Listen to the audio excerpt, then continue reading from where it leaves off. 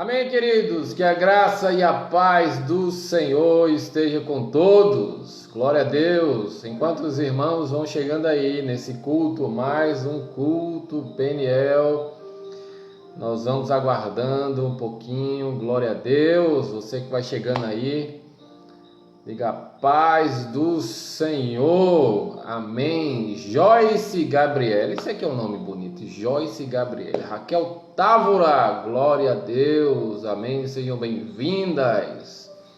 Stanley, a paz do Senhor, meu irmão. Sejam bem-vindos. Irene, aliás, Lourdes, a irmã da Irene, seja bem-vinda. A paz do Senhor, glória a Deus. Silvana, Terezinha, paz do Senhor, dona Terezinha, seja bem-vinda em nome de Jesus, glória a Deus, amém, amém. Silvio, que bênção, glória a Deus. Silvio, daqui a pouco a gente vai estar assistindo o culto junto, viu, Silvio? Glória a Deus. Érica, Fabiane, a paz do Senhor. Hélio, a paz do Senhor. Vamos chegando aí, meu povo. Boa noite, a paz. Glória a Deus. Tenho boas notícias para os irmãos. Vamos esperar a turma chegar. O pessoal está sendo notificado, né? A paz do Senhor, minha sogra, Tita Medeiros. Seja bem-vinda, Deise Silva. Carla Ferreira, Carlinha, a paz do Senhor. Glória a Deus. Amém, queridos. Vamos chegando, você que é líder de célula, você que é apoio de célula, você que faz parte de uma célula, você que faz parte da igreja, você faz parte de Gravatá, você faz parte de Pernambuco, você faz parte do Brasil e do mundo, né? Você está incluído. Passe uma mensagem agora para os seus melhores amigos e diga assim: olha, o culto Peniel está começando. Culto Peniel, Peniel quer dizer face a face com o Senhor. Como é que você está? Você está bem? Estão bem? Amém? Glória a Deus, amém. Manali Tavares, disseram, Manali, ontem que eu estava parecido com você, Manali. Parecido, que eu estava ficando vermelhinho quando a turma brincava comigo. Maurício Ribeiro, pai dos gêmeos, a paz do Senhor, glória a Deus. Manda um cheiro para Kátia, para Marcos e Mateus. Marcos e Mateus, isso dá uma dupla sertaneja, melhor dizendo, uma dupla gospel, Marcos e Mateus. Amém? Amém, queridos. Deus abençoe vocês. Vamos chegando aí, tá bom? Vamos chegando aí para mais um culto Peniel.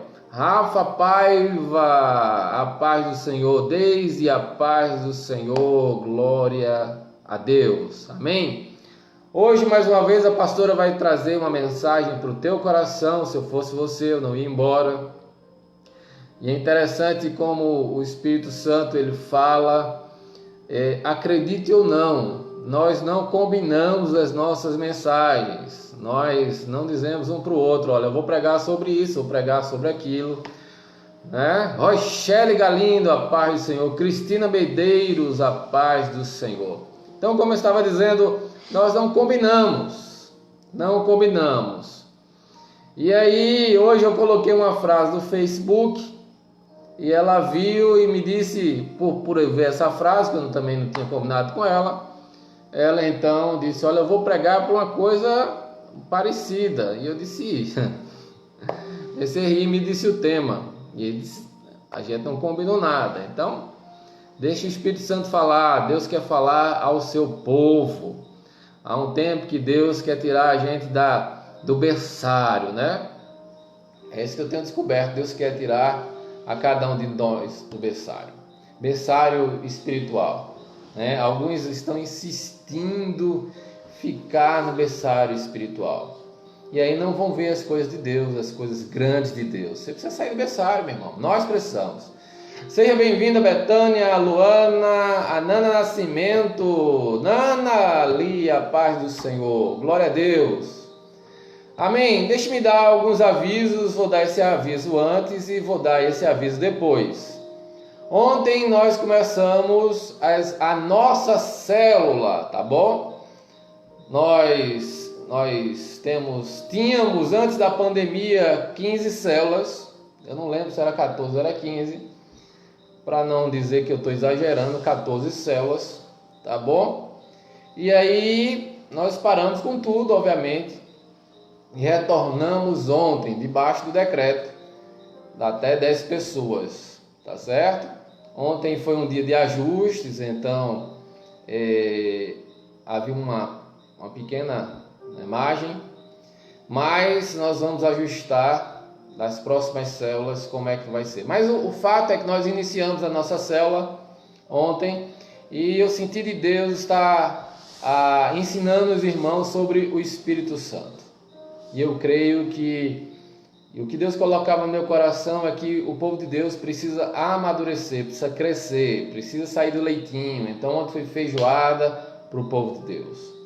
Falei sobre a Trindade, Deus Pai, Filho, Espírito Santo. Falei sobre o ministério de cada um, que quando o ministério de um termina, começa do outro, né? Falei que Jesus, né, é a certeza de Deus, né? O propósito de Deus, a missão, né, de Deus para o mundo, e o Espírito Santo é aquilo que o Senhor nos deu para a igreja. Nós falamos sobre isso, falamos sobre um montão de coisa, falamos de um Deus que está sobre nós, um Deus que é por todos nós, um Deus que é sobre nós e um Deus que é em nós. E foi poderoso, foi tremendo. E para a semana nós vamos estar falando, na próxima terça-feira, às 9h30, quem é o Espírito Santo, né? Falei ontem que o Espírito Santo não é uma força, o Espírito Santo não é energia, o Espírito Santo não é uma atmosfera. O Espírito Santo, apesar de ter força, não é força, apesar de ter poder, não tem poder. O Espírito Santo é uma pessoa. Mas como assim? O Espírito Santo é uma pessoa? Não é uma pessoa de carne e osso. Quando eu falo que o Espírito Santo é uma pessoa, eu estou falando que ele é um ser pessoal, tá bom? E aí na próxima semana eu vou falar quem é o Espírito Santo e como o Espírito Santo habita em nós. E é claro que sempre temos aquela respostinha pronta, né, sobre isso, mas nós precisamos aprender de uma forma poderosa sobre isso. Nós precisamos entender o ministério do Espírito Santo na terra. Poucos entendem. Por exemplo, quando você está na igreja e sente aquela coisa diferente, muitos vão dizer assim, estamos sentindo a presença de Deus. Naquele caso, você está sentindo a presença de Deus ou o poder de Deus? O que é que a Bíblia fala sobre isso, né? O que é que a Bíblia, por exemplo, fala sobre dons? Você tem algum dom espiritual? Tem ou não tem? Né? Para você descobrir o que é que você vai fazer, você tem que estar preocupado primeiro com o dom ou com o ministério? O que é ministério? O que é dom? Para que serve o ministério? Para que serve o dom? Um complementa o outro ou não? Nós precisamos entender isso. Então, quando nós entendemos isso, a nossa caminhada fica melhor. Então, na próxima semana, nós estaremos falando quem é o Espírito Santo e como é que ele chega em nós, tá bom? Nós precisamos entender isso. Nós falamos ontem sobre João capítulo 1, verso número 12.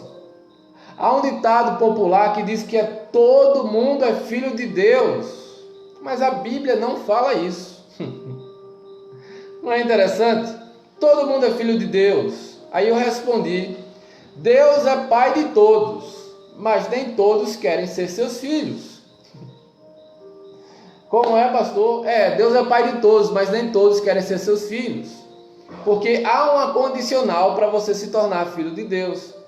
Né? João capítulo 1, verso número 12, assim, mas a todos quanto receberam, deu-lhe o poder de serem feitos filhos de Deus, a saber, aos que creram no seu nome. Então, quando nós compreendemos isso, nós entendemos que nós só nos tornamos filhos de Deus por adoção, quando nós verdadeiramente aceitamos a Jesus Cristo como Senhor e Salvador. Isso é lindo, isso é poderoso. Olha, a Bíblia é recheada de coisas maravilhosas. Então, a gente precisa interpretar bem, precisa saber o que é que fala. Por isso que eu digo que todo pastor precisa ter uma preparação. A gente às vezes vê o cara se diz pastor, Eu tive que passar 4 anos num curso de teologia, né? Aprendendo, e mesmo assim nós saímos rasos do curso de teologia.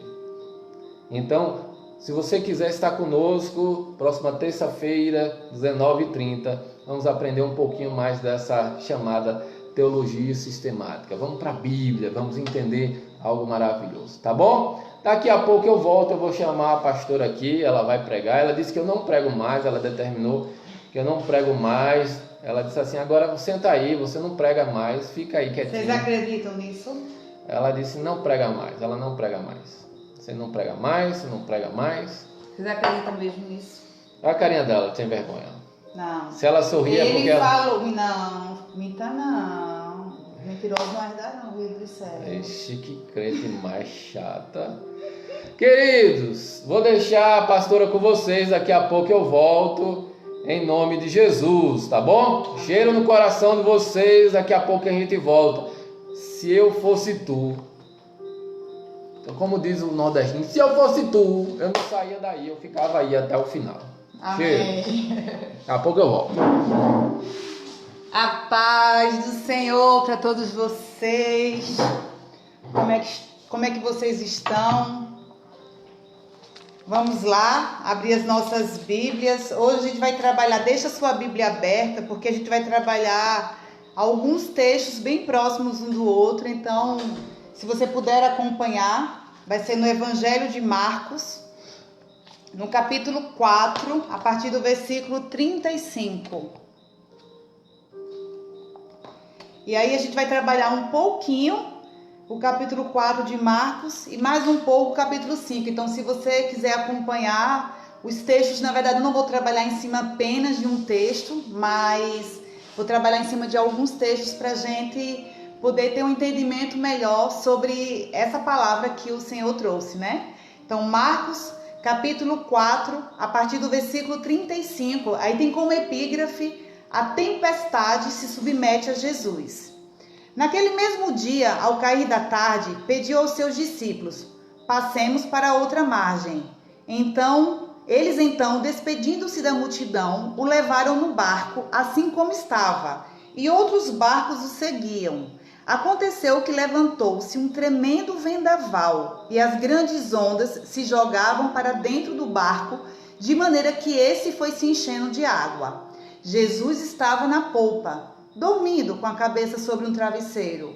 Os discípulos o despertaram e suplicaram: Mestre, não te importas que pereçamos?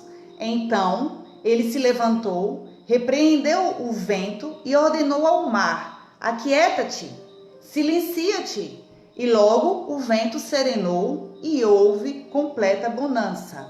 E indagou aos seus discípulos: Por que sois covardes? Ainda não tendes fé? Os discípulos, contudo, estavam tomados de terrível pavor e comentavam uns com os outros: Quem é este, que até o vento e o mar lhe obedecem?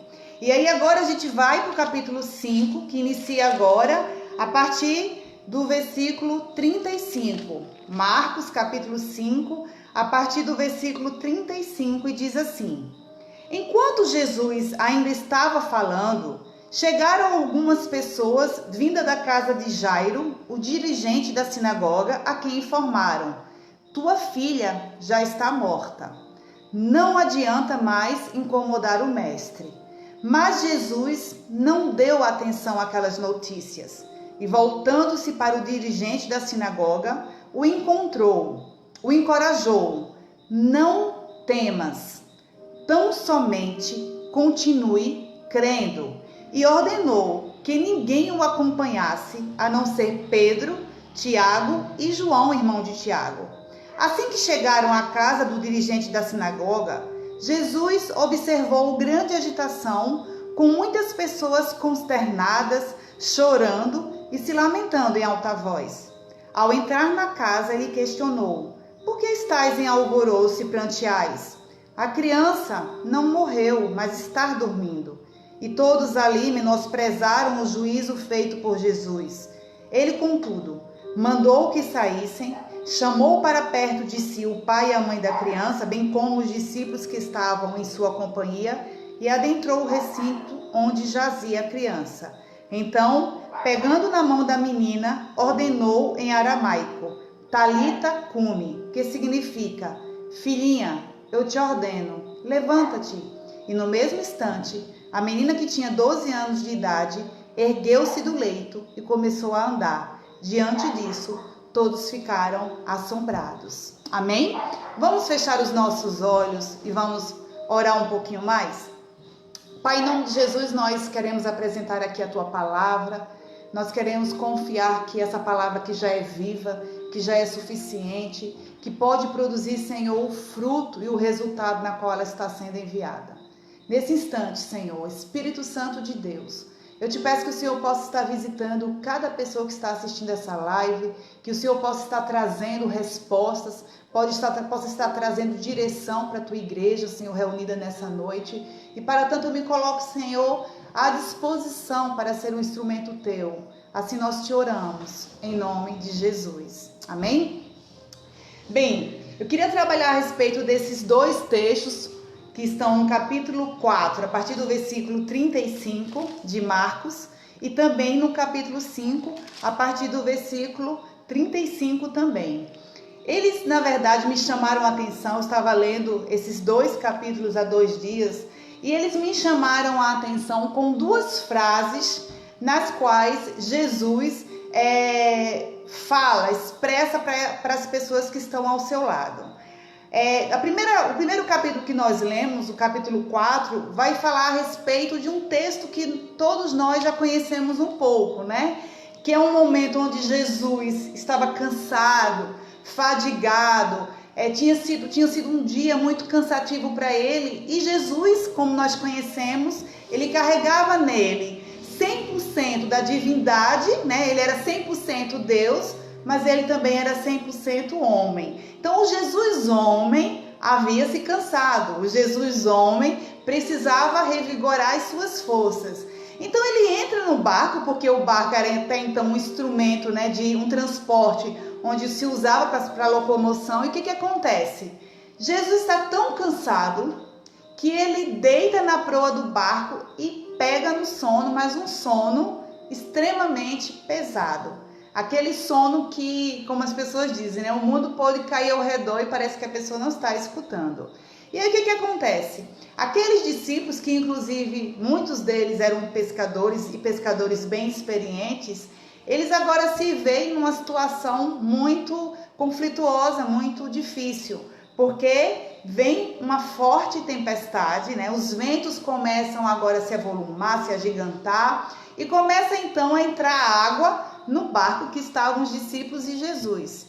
Eu creio, isso aqui a Bíblia não fala, a gente não sabe quanto tempo durou até que eles despertaram Jesus. Mas como eles estavam já acostumados a ver Jesus chegar sempre na hora certa, chegar exatamente naquela hora, na iminência das coisas, né, acontecerem, dos perigos estarem à frente, eu acredito que eles esperaram Jesus acordar, porque o balanço do barco, né, a própria situação, poderia por si só despertar a Jesus.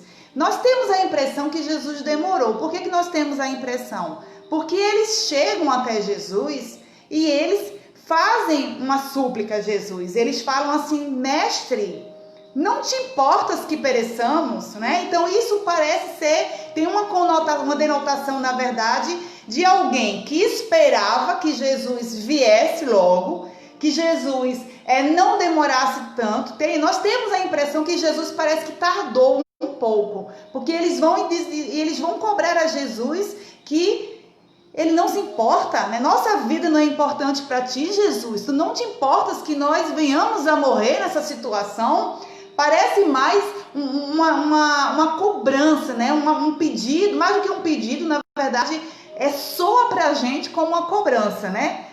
Por que você não se importa? O senhor não está vendo que o barco está afundando? O senhor não está percebendo que o barco está balançando? O senhor não está percebendo que a água está entrando no barco? Porque eles estavam no Mar da Galileia. E até hoje, apesar de ser um grande lago, é chamado de mar, mas é um grande lago. é muito comum ter tempestades na Galileia, no Mar da Galileia. Então eles chegam para Jesus e falam: tu vais deixar mesmo que isso aconteça?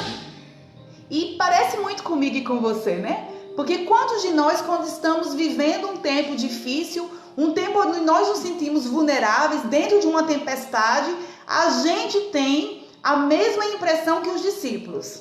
Nós temos a impressão, primeira, que Deus não está vendo, que Deus parece que está totalmente apático à nossa situação. Muitas vezes nós temos essa impressão: Senhor, o Senhor não se importa que isso aconteça comigo? Senhor, o Senhor não está vendo isso que está acontecendo ao meu redor?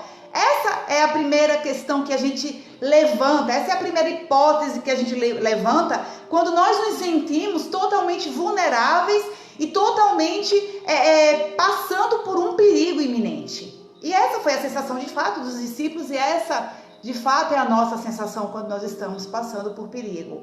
Mas aí, qual foi o texto, qual foi o versículo que saltou aos meus olhos para que a gente possa trabalhar nessa noite? Foi a resposta de Jesus mediante esse questionamento dos seus discípulos, que está exatamente no versículo 40 do capítulo 4. Jesus indagou os seus discípulos. Jesus responde para eles: por que sois covardes? Ainda não tendes fé? Ou seja, Jesus é acordado, Jesus dá ordem ao mar para que o mar se aquiete, Jesus manda que o vento se cale, manda o vento silenciar, e tanto o mar quanto o vento se submeteram ao comando, à voz de comando de Jesus. Vocês estão entendendo isso? O mar que estava revolto se aquietou e o vento que estava contrário silenciou. E aí o mar e o vento se submetem à voz de comando de Jesus. E aí Jesus, percebendo que eles caminhavam com Jesus, porque quem estava no barco não eram pessoas que estavam conhecendo Jesus naquele momento. Não eram pessoas que estavam sendo apresentadas a Jesus naquele instante, mas eram pessoas que andavam com Jesus, pessoas que viam Jesus promover prodígios, sinais e maravilhas. Mas quando a coisa é conosco, quando a coisa a gente sente na nossa pele, aí a gente começa a duvidar, porque quando a gente vê as pessoas sendo tocadas, as pessoas recebendo o milagre, aí muitas vezes a gente fala: tudo bem, né? Deus é poderoso, olha, irmão, aquieta aí. Nós sempre temos uma palavra de ânimo, uma palavra de força para aquela pessoa que está passando pela tempestade, não é verdade? Mas quando é com a gente, aí é muito fácil a gente titubear. É muito fácil